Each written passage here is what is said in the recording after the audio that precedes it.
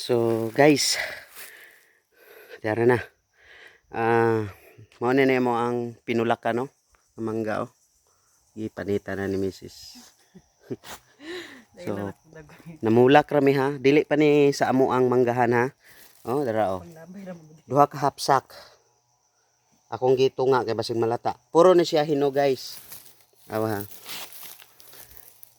Pick and go nga mangga. Saan man eh, kalisod ba ni bro? Oh.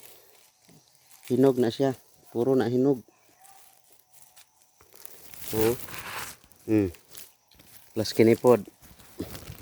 Hinog puros. So mo na among gipamunit didto. Ay kalingawan na mo og punit. Pertigid kaayong kuana. Dahil si Mrs. Manggaroso. Yang gipanitan. Oh.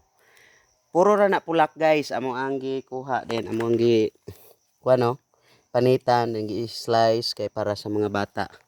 Ibilin ra man namong bata. So nami karon sa amo ang landahan guys. Diri sa bukid sa Lumbia no.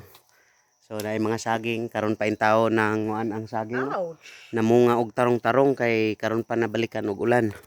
So unya taud-taud moadto nami sa amo ang mangga didto sa ibabaw kana oh. Inyo nakita nga dagko nga mangga. So murag ang among kuhaon ra pod siguro ani pulak ra pod.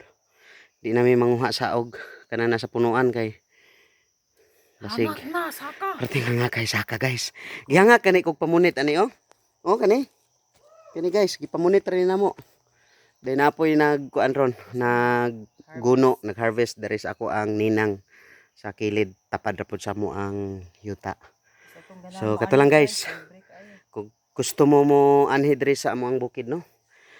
Gusto mo mutilaw aning mga hinog kaayo nga mga kamanggahan.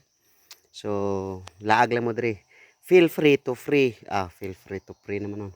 Feel free to pick and go no sa ato ang mga mangga diri kay walay mangigi.